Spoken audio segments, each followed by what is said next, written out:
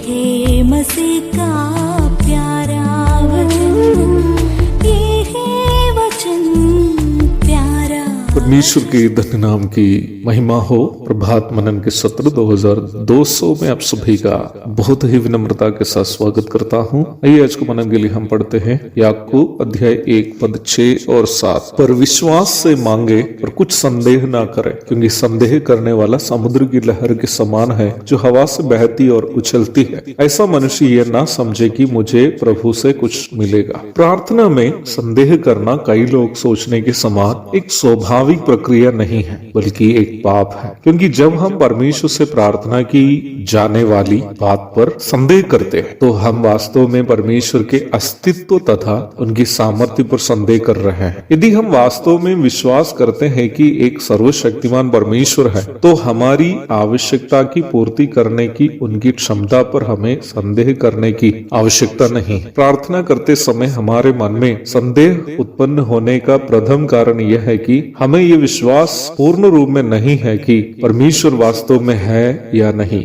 इसलिए परमेश्वर से प्रार्थना करते समय संदेह करना प्राथमिक रूप में उनके अस्तित्व पर संदेह करना है, और इसलिए उस परिप्रेक्ष्य में संदेह के साथ प्रार्थना करनी एक पाप भी है। दूसरी बात, संदेह के साथ प्रार्थना करनी परमेश्वर के सर्व सामर्थ्य पर संदेह करना है, doubting the omnipotence of God. क्योंकि बाइबल सिखाती है कि परमेश्वर सर्वशक्तिमान है, अर्थात ऐसा कोई काम नहीं है जो वह कर नहीं सकता है। यिर्मयाह 32:17। जब प्रार्थना करते समय संदेह करते हैं, तो परमेश्वर के सर्व सामर्थ्य पर संदेह करना होने के कारण इस परिप्रेक्ष्य में भी प्रार्थना करते समय संदेह करना एक पाप है। और वचन सिखाता है कि प्रार्थना संदेह के साथ करने वाला समुद्र की लहर के समान मनुष्य है, जो हवा से बहती और उछलती है। और ऐसा मनुष्य ये ना समझे कि उसको प्रभु से कुछ मिलेगा। समुद्र की लहर हवा के प्रभाव के अनुसार बहती और उछलती है। संदेह के साथ प्रार्थना करने वाला मनुष्य एक प्रकार कहने से परमेश्वर को केवल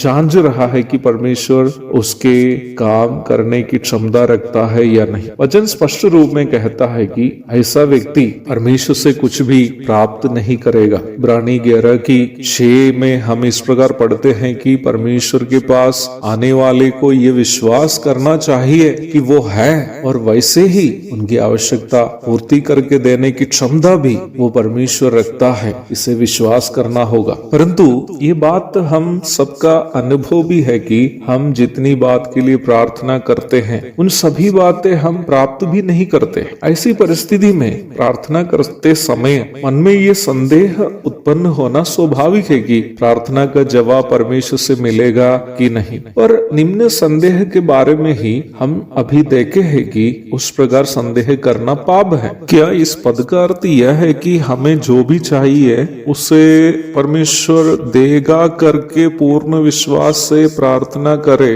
तो हम जो भी चाहते हैं वो मिल जाएगा? बिल्कुल नहीं। क्योंकि कई बातों के लिए हम जो प्रार्थना करते हैं, हमारे पाप से प्रदूषित शरीर की अभिलाषा से प्रभावित होकर संसार में घमंड दिखाने के लिए है। इसलिए हमारी उस प्रकार की मांगे सुनकर प्रभु उत्तर देने की संभावना कम है। मैं पुनः आपको ये बात स्पष्ट करना चाहता हूँ कि परमेश्वर हमसे उम्मीद करने वाली प्रार्थनाएं ऐसी प्रार्थनाएं हैं जिससे हम यीशु मसीह के पवित्रता में बढ़ते जाएं, और वैसे ही हम उन कामों में उपयोगी हो जाए जो प्रभु हमारे जीवन के द्वारा करना चाहता है। यहाँ आपके अंदर एक स्वाभाविक संदेह उत्पन्न होने की संभावना है। क्या इसका मतलब हमारे दैनिक जीवन की अन्य आवश्यकताओं के लिए हमें प्रार्थना करने की जरूरत नहीं है, या हम अपने दैनिक जीवन की आवश्यकताओं के लिए करने वाली प्रार्थनाओं का उत्तर प्रभु नहीं देंगे? प्रभु दया करे तो इन महत्वपूर्ण प्रश्नों का उत्तर मैं आपको